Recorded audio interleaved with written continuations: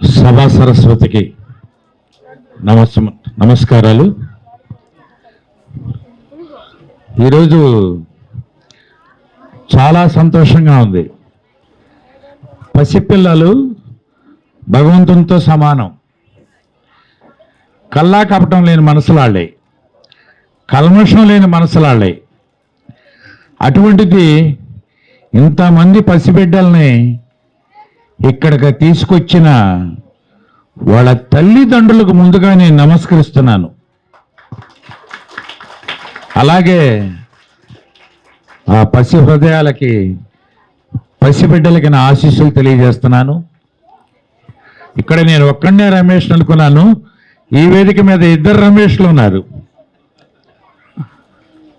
ఏదో సినిమా వచ్చింది త్రిబుల్-ఆర్ అని, ప్రస్తుతానికి మేము డబల్-ఆర్లమే. అలాగే నేను కూడా చిన్నప్పుడు కాస్త బొమ్మలు వేసేవాడిని. మీలాగా ఇన్ని బొమ్మలు వేయడం నాకు చేతయ్యేది కాదు. ఒకటే బొమ్మ వేసేవాడిని.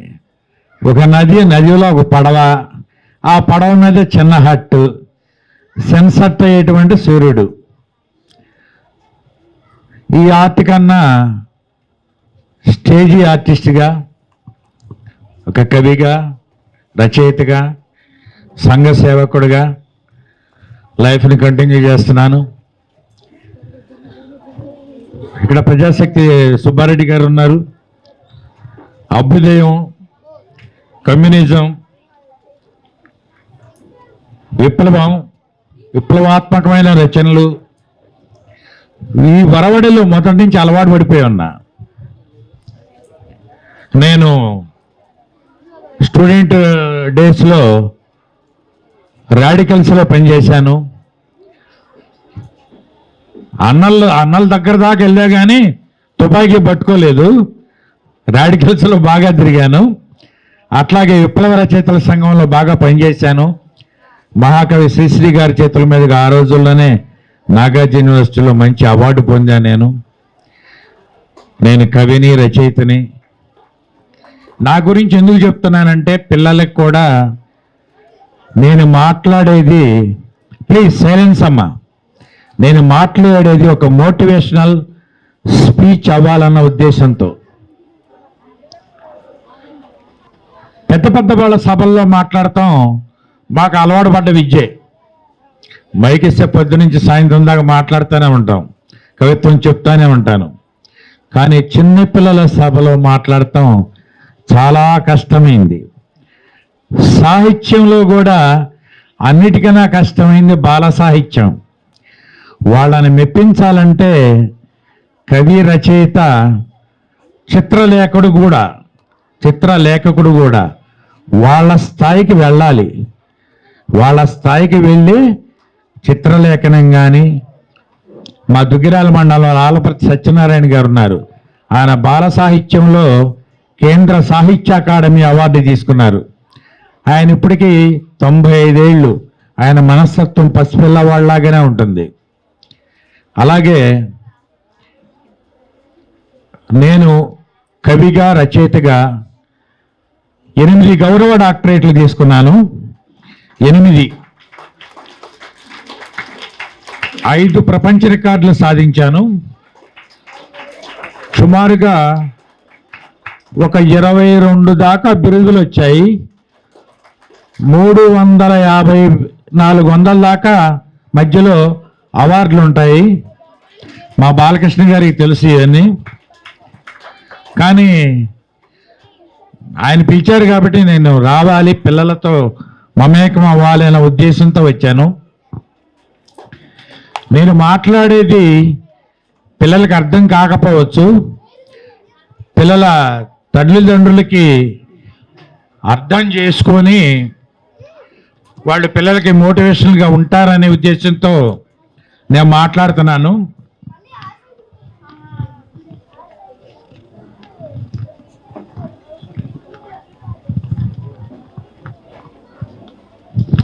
గతంలో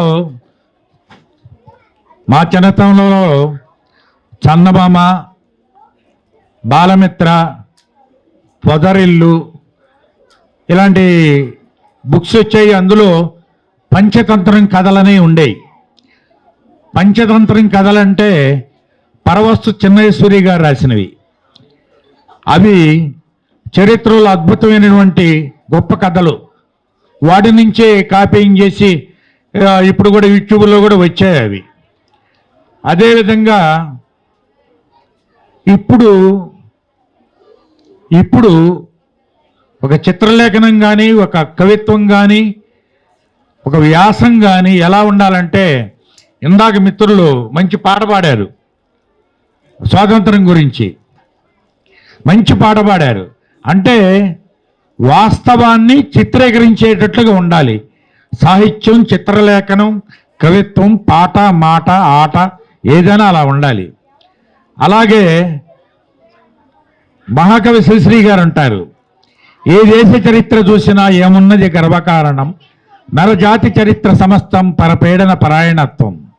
బలవంతులు బానిసలను దుర్భర జాతును కావించారు, నరహంతకులు దరాధిపతులై చరిత్రమున ప్రసిద్ధికెక్కిరి. భూలోకమంతా వెతకిన దొరకదు, రణరంగం కాని చోటు, గతమంతా తడిసే రక్తంతో కాకుంటే కన్నీళ్లతో అంటాడు మహాకవి శ్రీశ్రీ. ఈ ప్రతి దేశం రణరంగాలతో తడిసిపోయింది, నెత్తుటేరులతో తడిసిపోయింది. లేదా తడవని ప్రదేశం ఏదైనా ఉంటే అది కన్నీళ్లతోనే తడిసింది అంటాడు. అలాగే పిల్లలకి చైతన్యాన్ని ఉద్బోధించాలి. చైతన్యం ఇవాళ ఒక మంచి కార్యక్రమం పెట్టారు స్వాతంత్ర దినోత్సవం సందర్భంగా.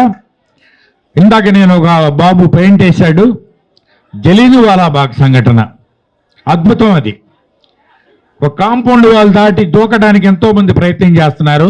జనరల్ డయ్యర్ ఇచ్చిన ఆజ్ఞ మేరకు ఫైరింగ్ జరిగింది. ఆ బాబు పేరేందో నాకు తెలియదు, కానీ చాలా మంచి ఆర్ట్ అది. అది వాస్తవికత, సత్యం, నిజం. అది ఇందా చెప్పాను నేను. ఇతిహాసపు చీకటి కోణం అట్టడుగున పడి కనిపించని కథ చెప్పలేదు, ఇప్పుడు చెప్తున్నాను.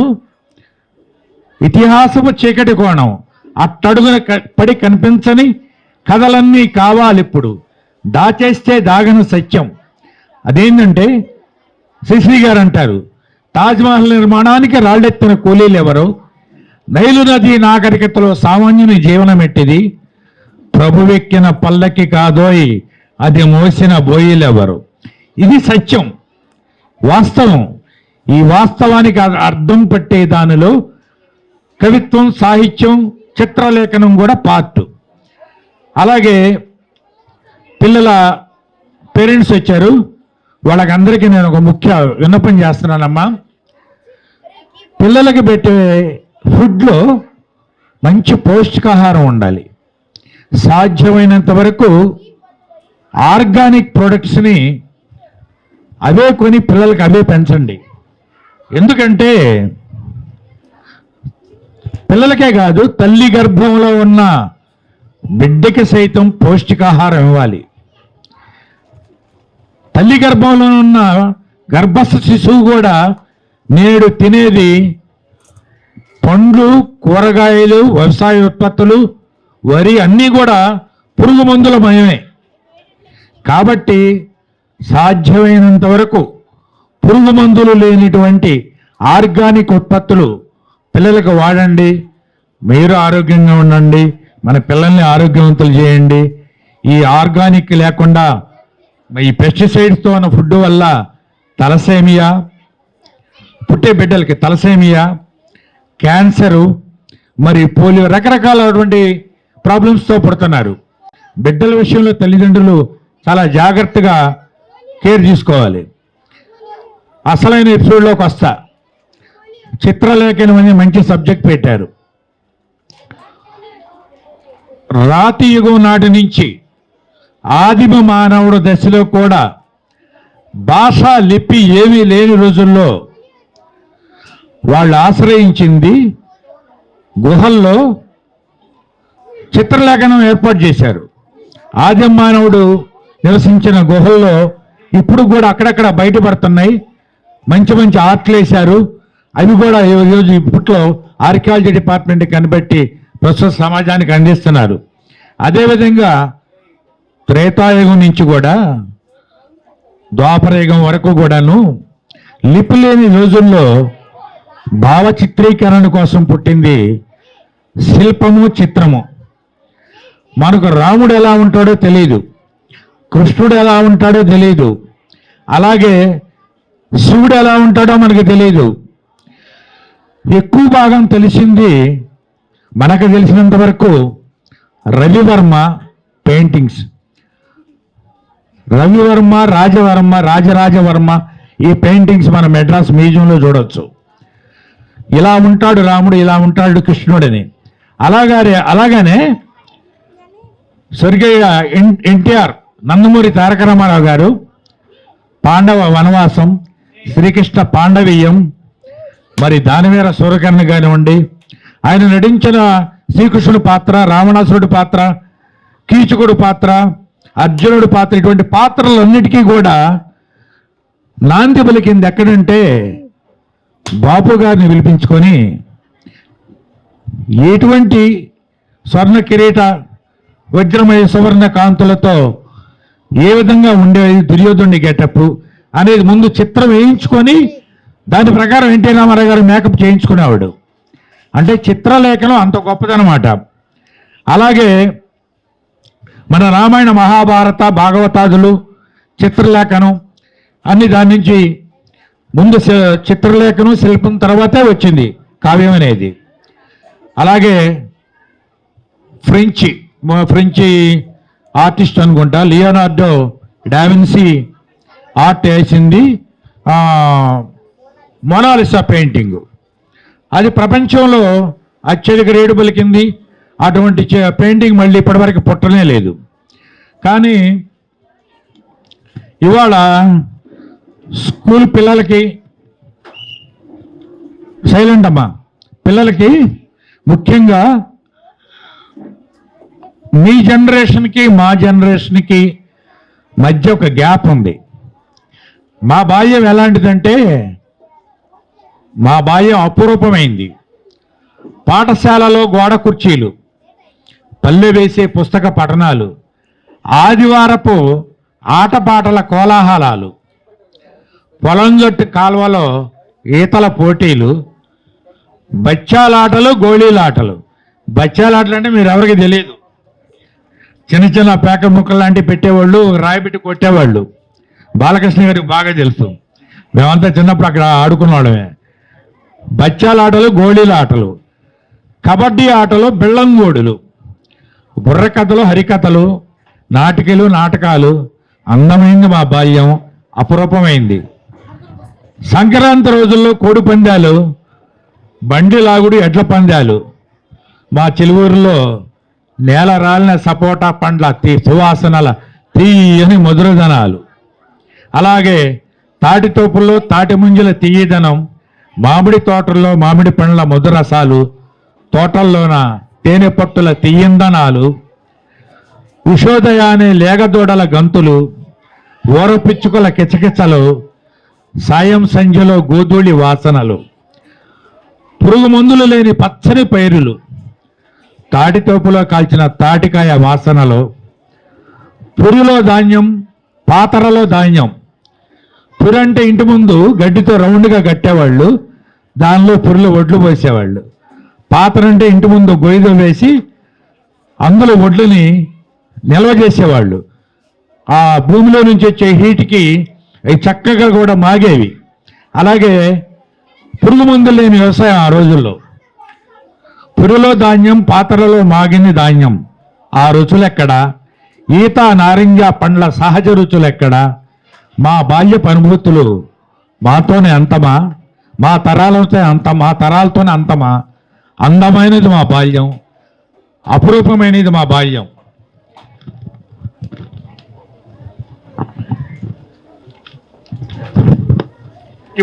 ఇప్పుడు బాల్యం గురించి చెప్తా నేను.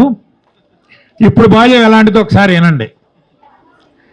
ఎల్కేజీ నుంచి మెదడుకు మోతలం, ఎల్కేజీ నుంచే మెదడుకు మోతలం, మోయలేని విప్పుపై పుస్తకాల బరువులు. ఫస్ట్ క్లాస్ నుంచే ఐఏఎస్ మెడిసిన్కి పునాదులు. సాంప్రదాయ సంస్కృతులు చెప్పేవారు లేరు, నేర్పేవారు లేరు, నేర్చుకునేవారు లేరు. అమ్మమ్మలో నానమ్మలో పోష్ పంధాలో నడిచేవారే.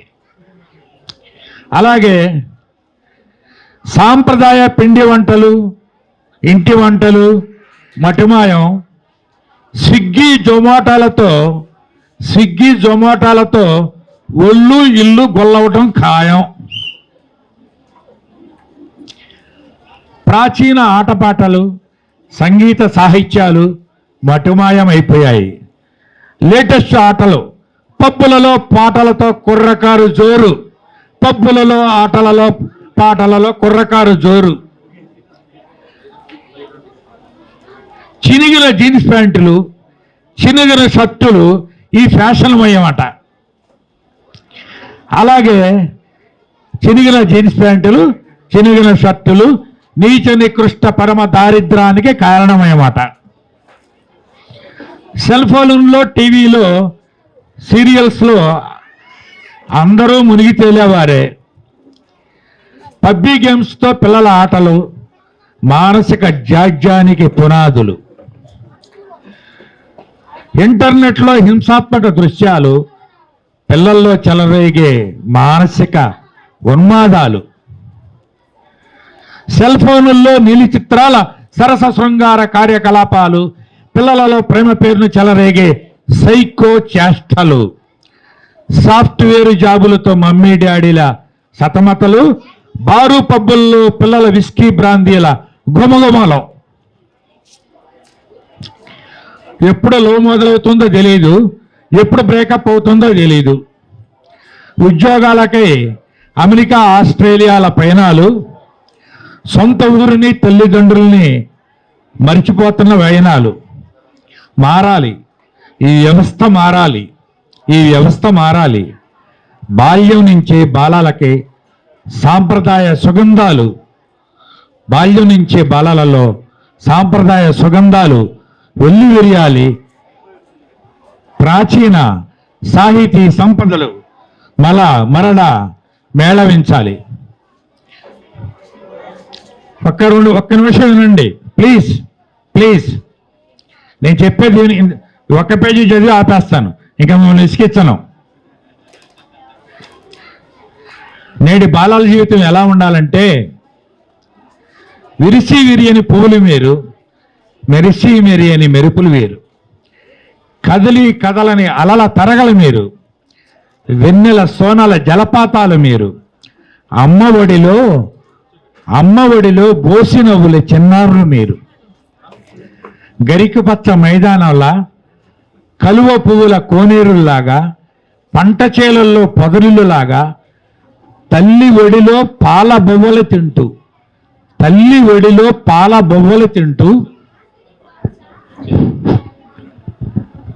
మంగళగిరి తాడేపల్లి బాలోత్సవం గౌరవ అధ్యక్షులు నన్నపనేని నాగేశ్వరరావు గారు వచ్చి ఉన్నారు. వారిని వేదిక మీదకి రావాల్సిందిగా కోరుతున్నాను.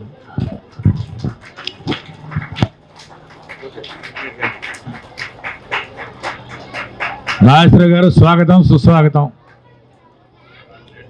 పర్వాలేదు. తల్లి ఒడిలో పాల బొవ్వలు తింటూ, ఆకాశంలో చందమామను చూస్తూ, వెన్నెల కౌగిళ్ల చల్లదానాన్ని శ్వాసిస్తూ, మేఘమాలికల సయ్యాటలను చూస్తూ, తొలకరి జల్లుల చిటపటలన్నీ మావేనని అనుకుంటూ, కేరింతలతో తుళ్ళింతలతో ఆడే పాడే నా బాల్యమిత్రులారా. ఎందుకన్నానంటే నా బాల్యమిత్రులారా అని, నేను మీ బాల్యం స్థాయికి కిందకి దిగి చెబుతున్నాను.